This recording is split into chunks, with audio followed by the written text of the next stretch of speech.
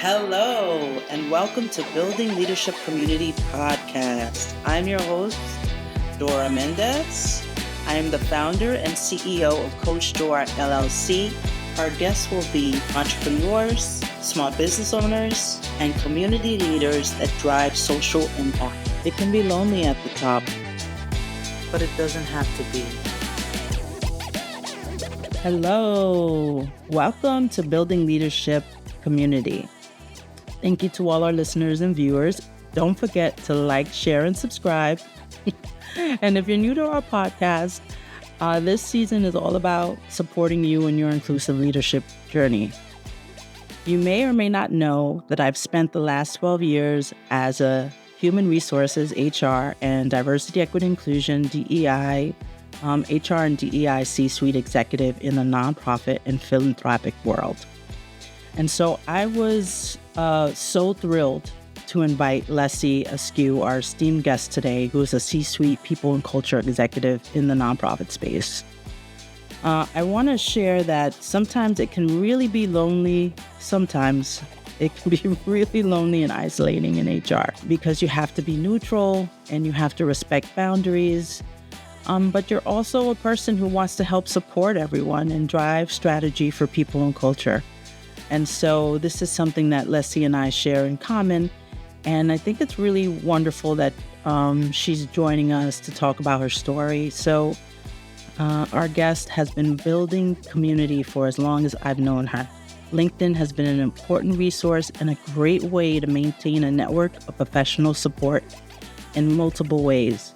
It has been through LinkedIn that our esteemed guest, Lessie Askew, has stayed connected with me and many other human resources professionals. HR professionals drive people in culture strategy across all industries. Without further ado, join me in welcoming our esteemed guest, Lessie. I'm so thrilled and excited to introduce our next guest. It's someone that I've known for, I'm afraid to say the number of years. It's about 15 years. I met Lessie, who is the Chief People Officer at New Venture Fund. Lessie brings 15 years of human resources leadership and equity and belonging experience in healthcare, direct service, and social justice environments. And we met years ago at HR panel, which honestly, I don't even remember what the acronym stands for. Do you remember? It's like Human Resources Public Administration Professional something network of nonprofit. nonprofit, most likely. Yes, For nonprofit people. yes, it was a network. HR panel was a network of nonprofit HR professionals, and it has not really stood the test of time, really. So I think when we were a part of it, there was some really dynamic leadership, and that has changed. And we clicked right away. We were, around the same age, both women of color, in similar stages in our career. And then we stayed in touch in social media. And we recently reconnected because you are doing such innovative work and wonderful work at the New Venture Fund. I'm so excited for our listeners and viewers to learn more about you and your work and your story. So welcome and thank you for being here. Thanks so much, Dora. Thank you so much for inviting me, and thank you for keeping connected with me.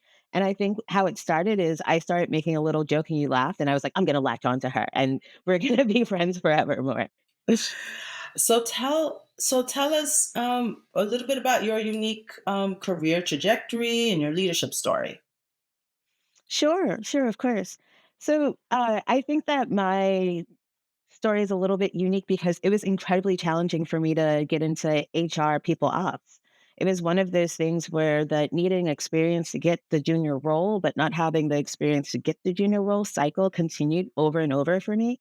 Um, and so I needed to like intern and volunteer, but I was quite keen on supporting people in the work environment. I thought that's something that would really resonate with my skills in being personable and wanting to help folks.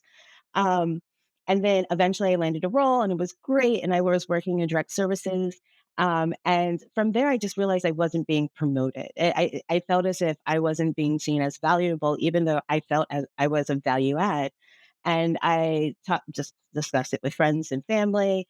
And where I landed was to go to business school part time while working full time, which like I basically disappeared from the entire world and society for 3 years. I was suddenly like scheduling naps and like when I'll take a shower because my entire plate was so incredibly full. Um, and it got me exposed to not only more of like the business side of things, remembering that when I was coming into HR, and you remember the story, it was more personnel. It was very much more like policies and paper, and that's it, and admin. And so I was able to have a lot of the skills and exposure to get a seat at the table to understand what they were talking about in regards to financial statements and business operations and things like that. And then I also got to meet a bunch of really, really engaged, incredibly smart folks that I also latched on. Y'all may see a trend in regards to me latching on to people. It's Um, all about and it community. really, That's what, it's right? all about building leadership community, absolutely, and finding your tribe and finding your folks, right? Um, and after going to business school, I went from lots of smaller nonprofits to suddenly I took a leap into some of the larger affiliates in regards to like working at Planned Parenthood, then of New York City, as well as Amnesty International's US sector. Um, and my previous role, I'll do that really quickly. My previous role was the first chief people officer at a New York based community health center network that focused on the LGBTQ community. And then my current role, I'm also a first chief people officer at New Venture Fund, where I'm helping support New Venture Fund, which is a fiscal sponsorship model, something that folks don't necessarily hear a lot. But basically, it houses different projects or groups to help support them in their charitable activities if they don't have their own 501c status. And we also help support them with administrative support around things like that as well. Um, and so I was incredibly happy when I did a little ping with Dora, and I kind of said, I'm trying to figure out how we think about capacity building for our projects and project leaders. I'm trying to think about how we better support them, especially with applying an equity and belonging lens to their leadership. And I'm incredibly happy that Dora responded to my outreach about that.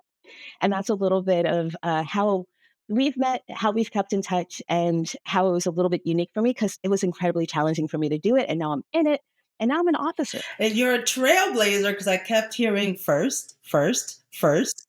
So, Leslie, you're a trailblazer. And so I think that leads to our next conversation prompt, which is why community is important to you, and because sometimes being the first and an executive, it can be lonely at the top.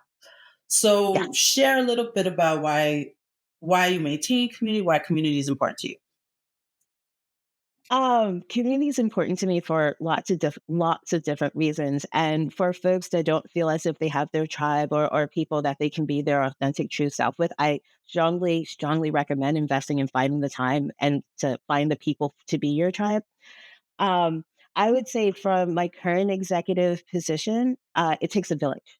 It's not only just me and my executive coach, it's also me and my therapist and my executive coach, as well as the different people in the community that help support me. And it's so incredibly important to understand that this is something the ask on leaders right now, especially women of color. I identify as a Black woman. It's more than in lots of different situations, and having people to talk through the different things, unbox what's exactly happening, process the different situations that you're going through is so incredibly important. And then when I think about my career itself, I've worked in two different organizations where I was a one person HR shop, which one is the loneliest number when it comes to being the HR person in any organization. I there often I was at the lunch table by myself because no one wants to sit with the HR person at the lunch We table. have Sad face. HR, we have a PR problem. There's a PR problem, right? I read that somewhere. I think maybe it was in a Sherm magazine about HR has a PR problem because people forget that we are people, and and right, people call you, I did people call you HR? Like people did not, Have right? referred to me as They wouldn't HR. Yes. say, call Leslie or speak to Leslie. They would say, call HR. Yes. Yes. And I've been at tables and people have pointed at me and said, like, have you reached out to HR? And I'm like, those aren't my initials. Whom are you referring to, friend? Um, and so I think that's really important. I think the other part as well, and I'll just follow your thread a little bit too, is that folks know that we help hold people accountable. And what does that mean? That there's a concern interacting with people that may need to hold you accountable and how you're showing up with work altogether.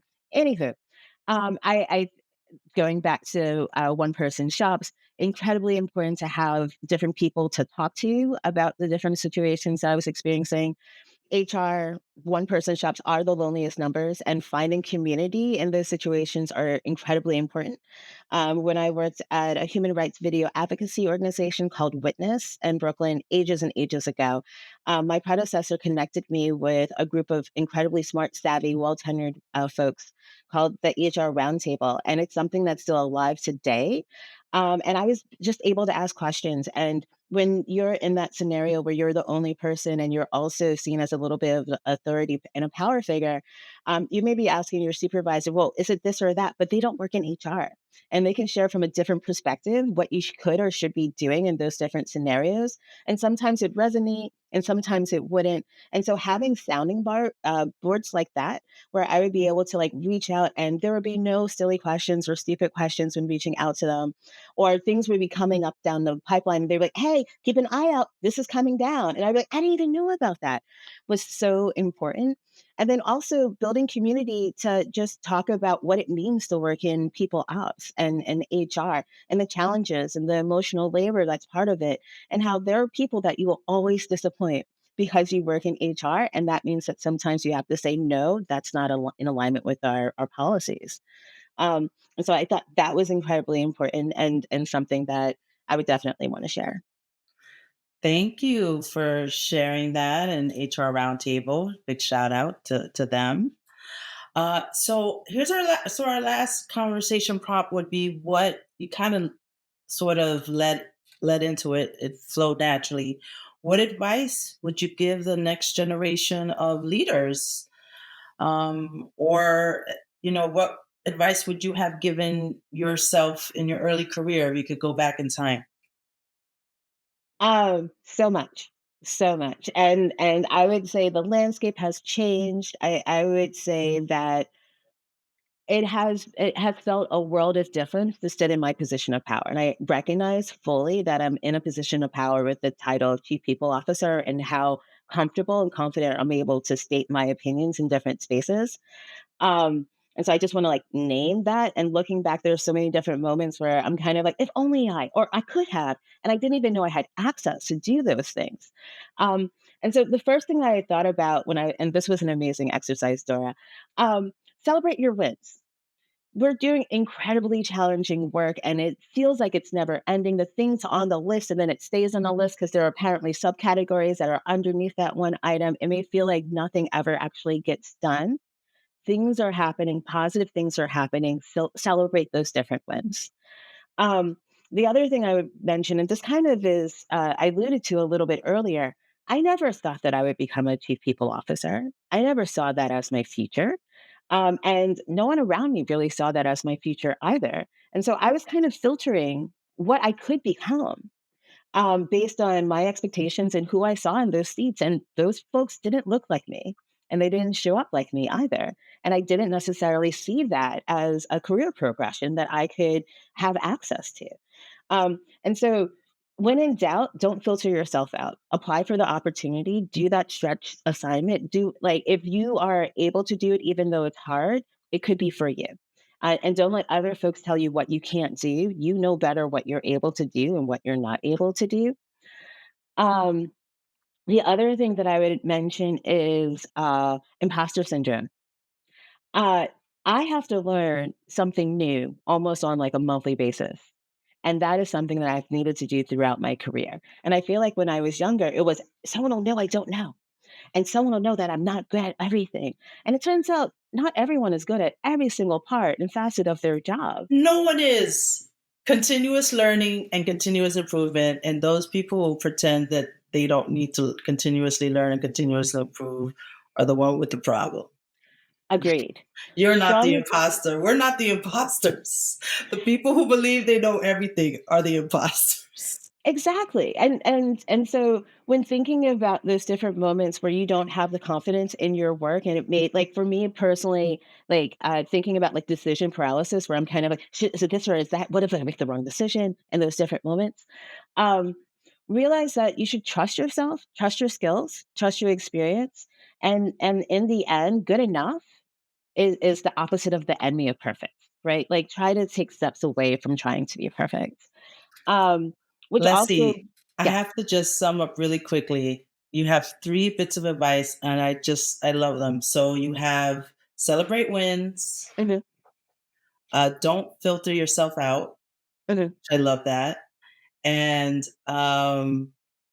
continuous learning and improvement. Continuous learning and improvement is part of all of our experience. So it's you are not alone. You are not behind. There's someone else who's like I learned about VLOOKUP on Excel like at my last job. And one of the more junior people on my team had to like sit down with me and do like a tutorial so that I could do some more data analysis on my own. Everyone is learning and growing. Their openness in sharing that, I think, is different with some folks. And then now AI. I'm all the reluctance and the resistance, and yes, there are pros and cons, but technology is growing and you have to get with it. Everyone is continuously learning and improving. So I just love, there you have it. I just love that. I love it. So celebrate your wins. Don't filter yourself out. Continuous learning and improvement. And if you had one final piece Mm. of advice, what would it, I mean, you got some really good ones there. My final piece of advice, and this is more so for my younger self, but if other folks coming behind me choose to take it, um, work is to live, not, don't live to work. Realize that there's so much more. And that also speaks to like developing the community and realizing there are additional relationships that fill our cups. Our work is so incredibly challenging, wearing like the emotional labor of it, all of those different things. Find that time to disconnect. Realize that your focus on your own self care is going to be higher than anyone else's focus on your self care and create those boundaries as necessary to sustain yourself. There will always be more work, but there won't always be where you are in this moment that you could possibly be enjoying. So definitely do that. So work is for life. Life is for work. Yes. Okay. Or work to live, don't live to work. However you want to frame it. Work to live. Don't live to work. Okay, I Yeah. like that one. That one we might edit it that. So it says so we're clear. All right. So Mhm. Leslie has all these fantastic you have all this fantastic advice based on this incredible experience. And you really have I appreciate you sharing your journey. Can you tell our audience, our listeners, and our viewers how they can keep in touch with you? How can they learn more about you?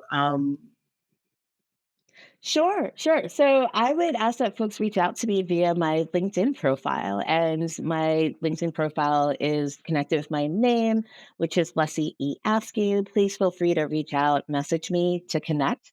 I'm always looking to build additional leadership community, especially with folks that are applying an equity and belonging lens or working in people operations. And the more we know each other and sharing our lessons and learnings and innovation, speaking about AI, that I think all boats rise with the tide in those different moments. Leslie, this is great. I really appreciate it. And I think our audience and our listeners and viewers would absolutely take away a lot from this conversation. I know my life has been enriched by knowing you and following your career, and I'm just so thankful that you're here today. You've been listening to Building Leadership Community. Watch on YouTube at Coach Dora M. Listen wherever you get your podcasts. Follow me on LinkedIn, Instagram, and YouTube at Coach Dora M. Visit me on the web at CoachDoraMendez.com. Hosted by me, Dora Mendez. Produced by Dora Mendez and Dylan Rogers. Graphics. Editing and sound mixing by Dylan Rogers.